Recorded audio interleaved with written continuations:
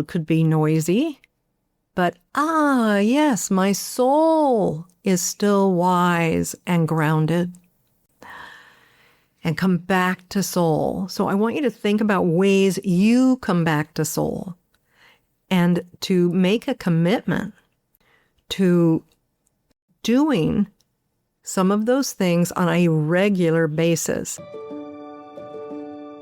Welcome, beautiful souls, to Say Yes to Your Soul podcast. I'm your host, Tessa Lynne Alburn, and I'm so grateful that you're here with me today. This is the space where we empower women like you to connect deeply with your soul, to shine in your business, and live a life filled with purpose and joy. Whether you're seeking to embrace your inner brilliance, cultivate meaningful connections, or be generously compensated for the unique gifts you bring to the world, you've come to the right place.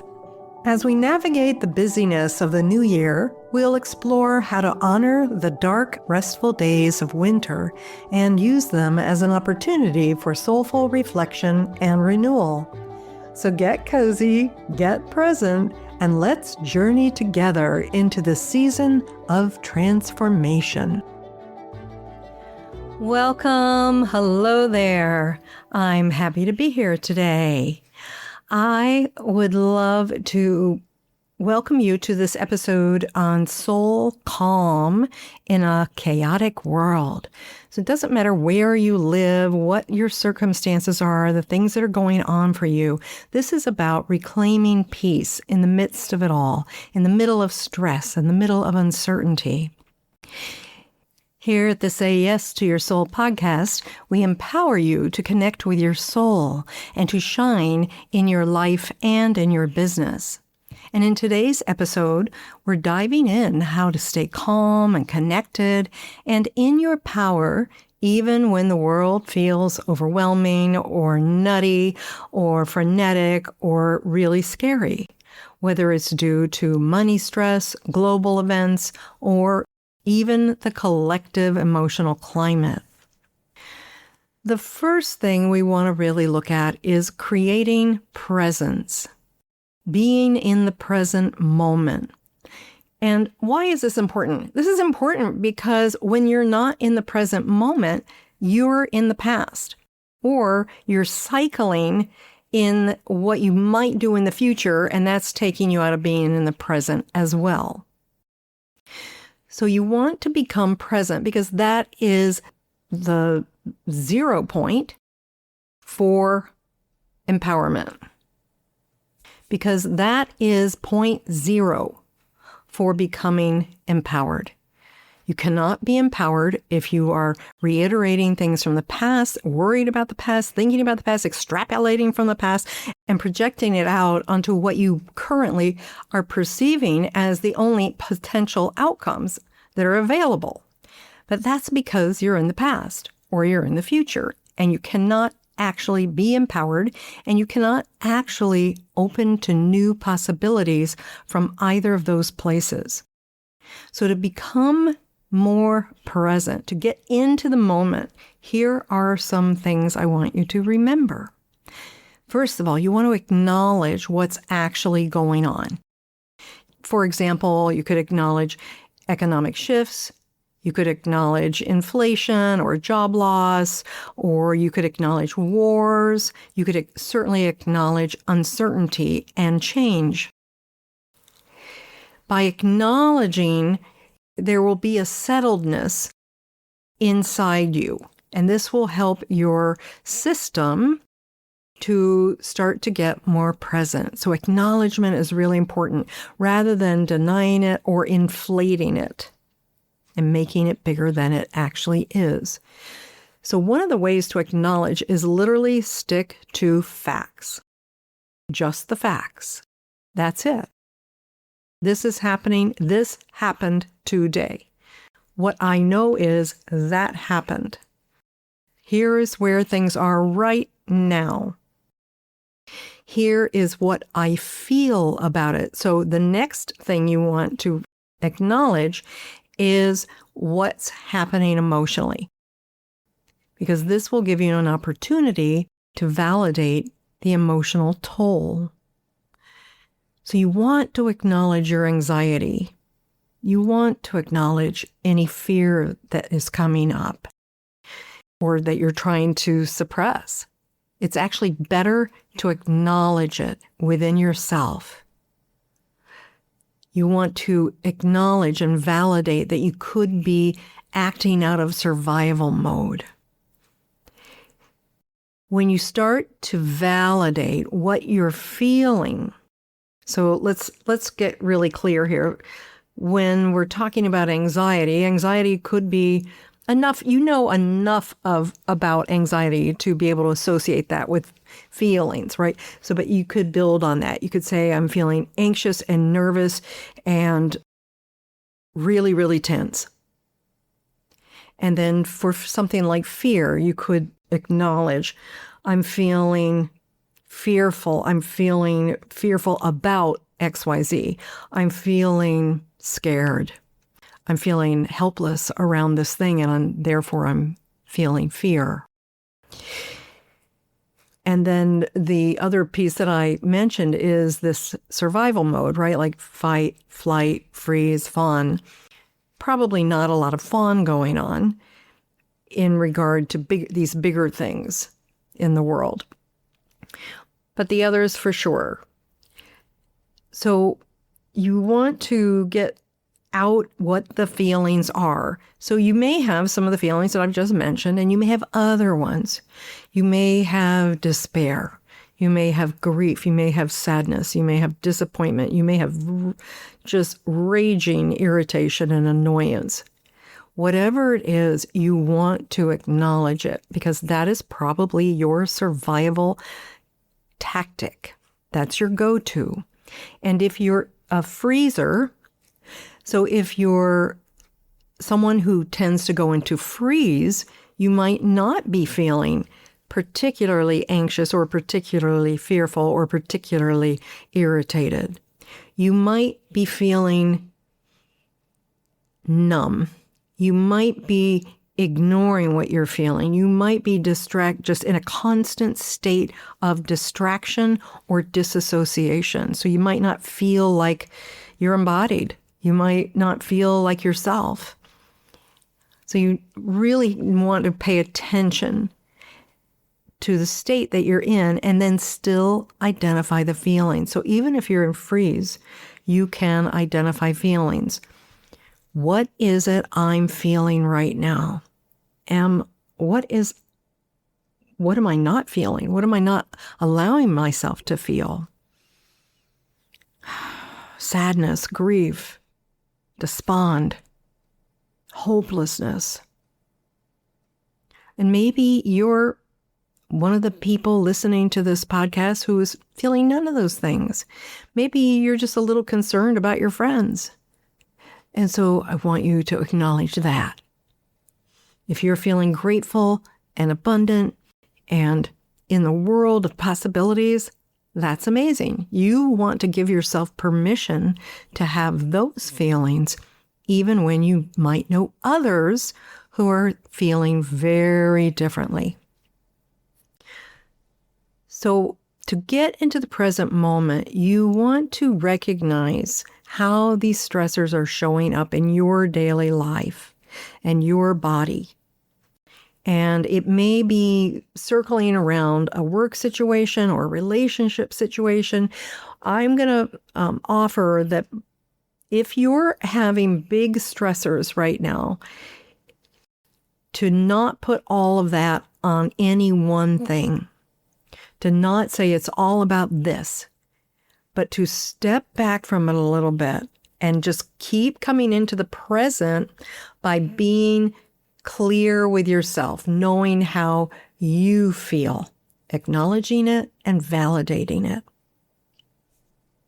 In terms of your body, you can pay attention to things like your nervous system and your response to your nervous system and your behaviors. Like, are you adding to the problem by drinking too many cups of coffee? Like I did that not too long ago. I was like, I've got a lot to do. I had a lot going on in my personal life.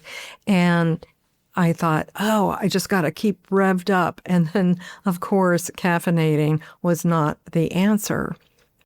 You can check your nervous system, your sleep patterns, and if you're noticing something is not on target, then ask yourself, what could I do to get this back on track?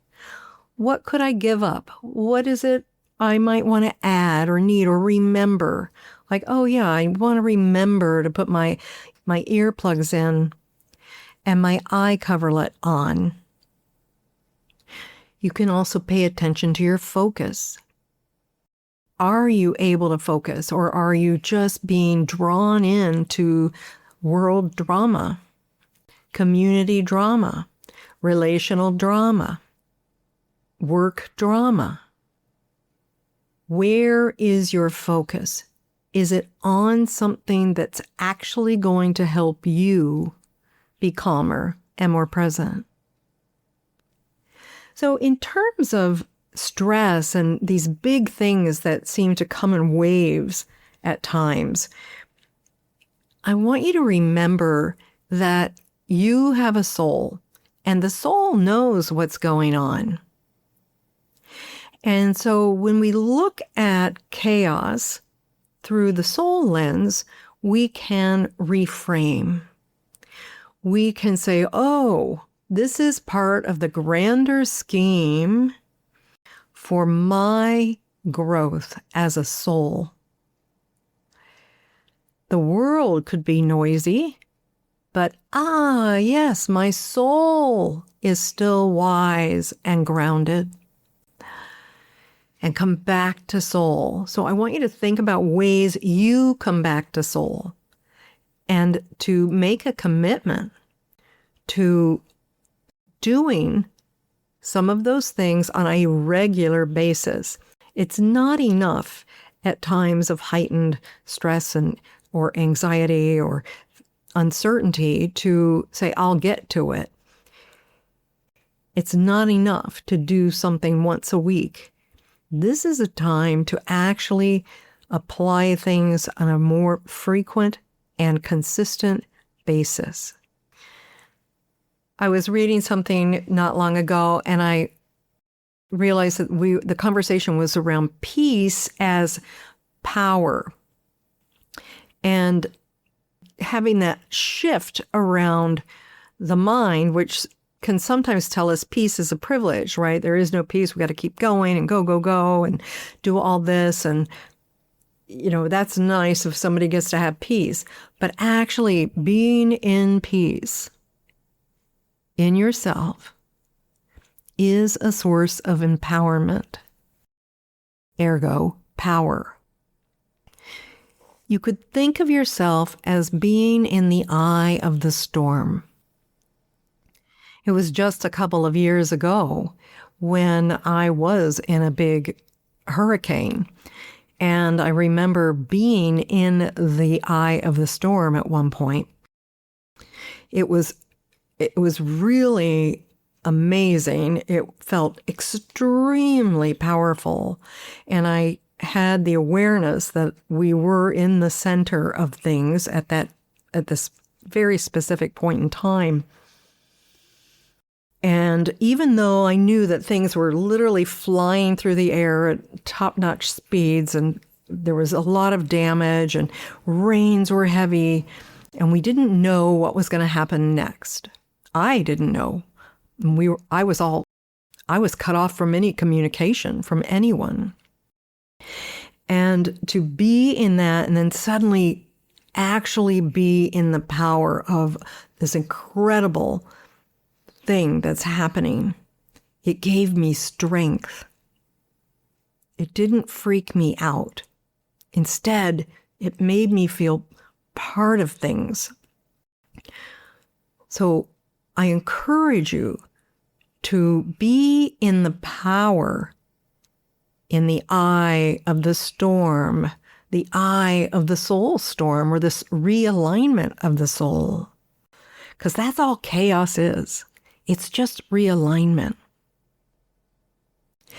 And so we can ask, what if stress isn't something to fix, but a signal that it's now time to come home to yourself.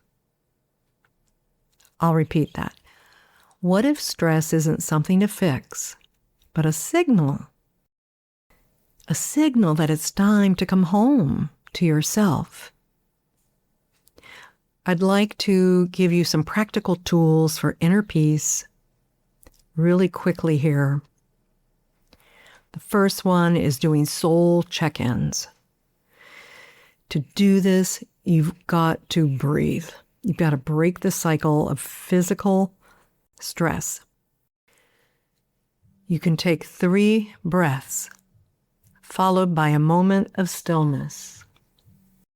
And then listen for your soul.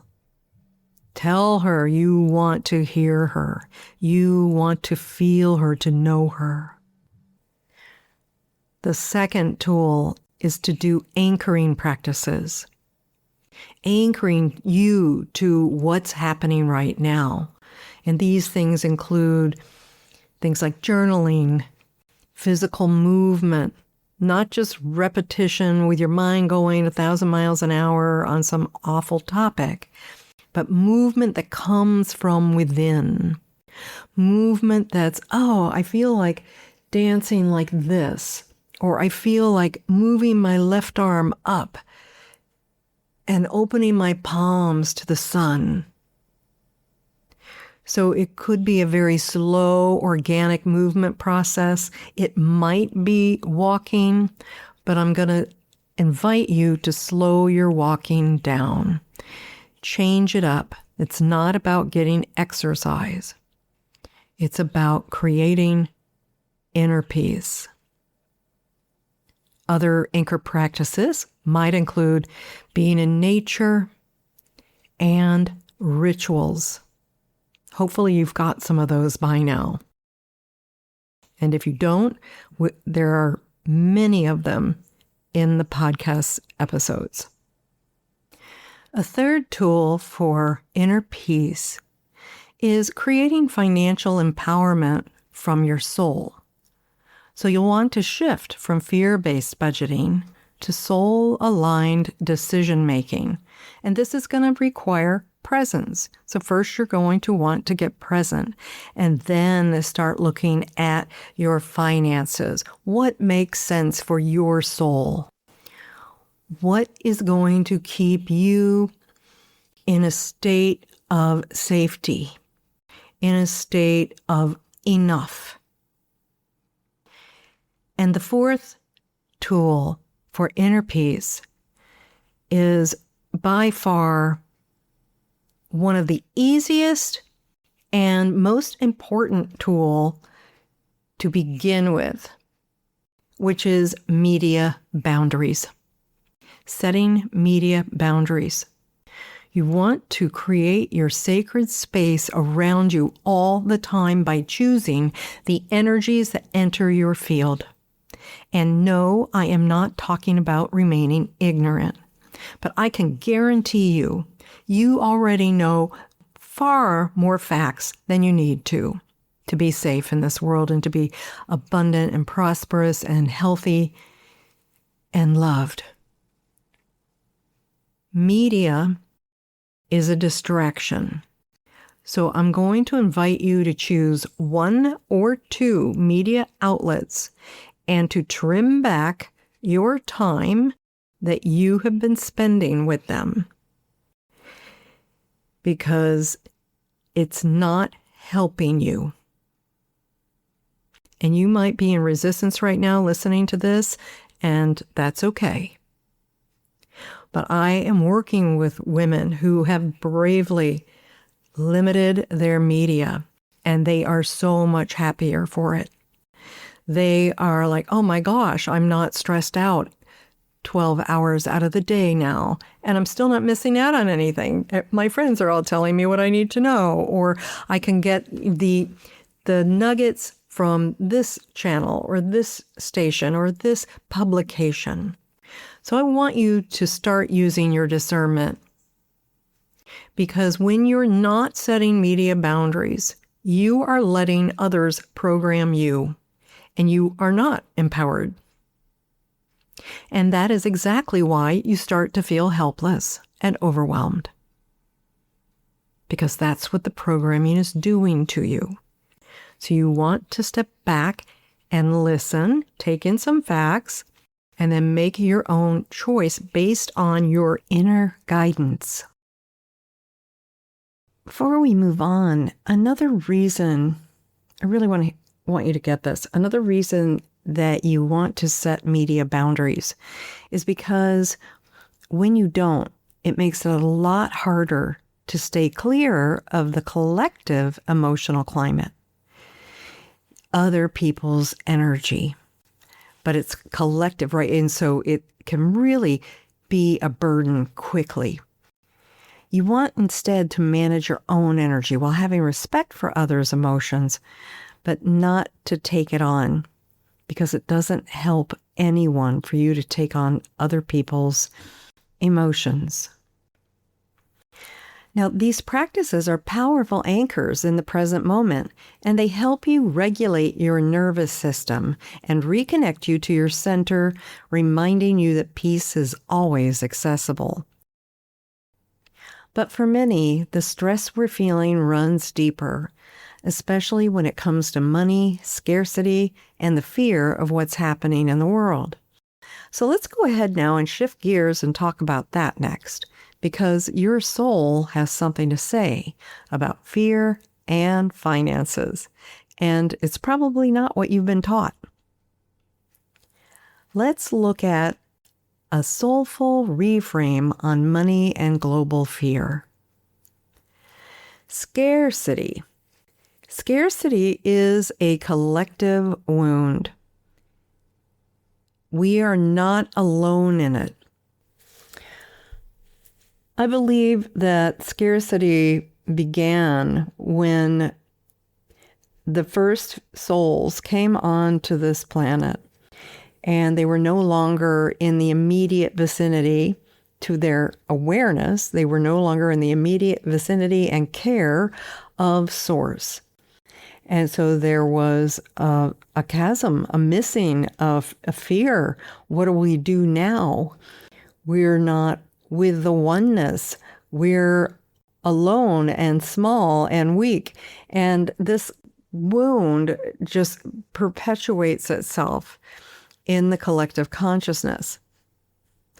But this is one of the reasons we've come here as people, as souls in human bodies, to learn how to be in soul-aligned prosperity.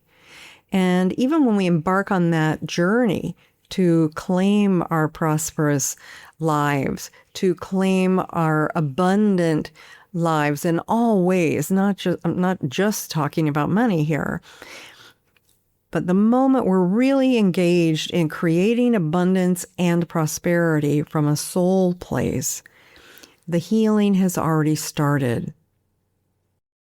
And when we're in alignment with our soul and we're creating prosperity, of course, we create a better world. So what will it take for you to get in touch with your soul and to really look around your life and say, how can I create prosperity? Because this is what's missing. Most of the time when one is in fear, then you're not thinking, oh, how can I be prosperous? You're thinking, oh no, I'm not prosperous. So you must interrupt that habit. You must calm the mind and get back into inner peace and into connection with your soul to hear deeper wisdom. And this is in connection with personal power, right? So it doesn't matter what is going on in the external world, you can still have personal power. You can still create, you can still contribute, you can still be resourced and not tied to the chaos, but rather be connected inside to your soul. So how will you connect with your abilities to create and resource from within? How will you show up as a soulful woman who's here to make a difference and actually make one, especially when times are challenging. What will you need to do in order to show up for that, in order to show up for the challenges, not just the good stuff, but to be your highest, best self through the chaos, through the challenging times, and be a beacon of light for others? As we wrap up today's episode, I want to invite you to take a deep breath with me by bringing your hand to your heart first, and then go ahead and breathe. And notice. Leave aside any judgments, but notice how you feel in this moment. Perhaps you're a little more grounded. Perhaps you're a little more present. The truth is that the world may not slow down, but you can. And every single time that you return to yourself through stillness, through connection with your soul, through conscious breath, you reclaim your power. I encourage you to go ahead and take a few minutes after this episode to tune into yourself, tune into your soul, journal, walk in silence, or simply sit with the question, what would my soul have me know about peace today? Remember, you're not here to carry the weight of the world. You're here to become the light within it. Even in uncertain times, you're safe to be anchored, to be supported, and to trust in something deeper, and to receive the support that's there for you. You're not alone. You're deeply connected to your inner wisdom, to the earth, and to others who are walking the soulful path beside you. So take this as your permission to slow down, soften, and say yes to your soul. That's our episode for today, and I'll be back with you next week. Bye-bye for now. Thank you for joining me on this soul-nourishing journey today. I hope you're feeling inspired to embrace the stillness of the winter season, connect with your inner wisdom, and allow space for your soul to rest and regenerate. Remember, the darkness of winter is not something to fear or to rush through. It's a powerful time for growth, for healing, and for accessing divine guidance. Before you go, I'd love to invite you to take a moment to reflect on today's episode and perhaps explore the meditation I've created just for you. It's designed to help you connect with the angelic realms and invite love and guidance into your life. You can find it at sayyestoyoursoulpodcast.com/multiverse meditation, and I'll also link it in the show notes for you. If this episode resonated with you, I'd be so grateful if you could leave a review and share it with someone you think might benefit from this message. You deserve to say yes to your soul, and I'm here to support you every step of the way. Until next time, take a deep breath, honor the quiet, and trust that the universe is working in your favor. Stay present, stay connected, and most of all, stay true to you.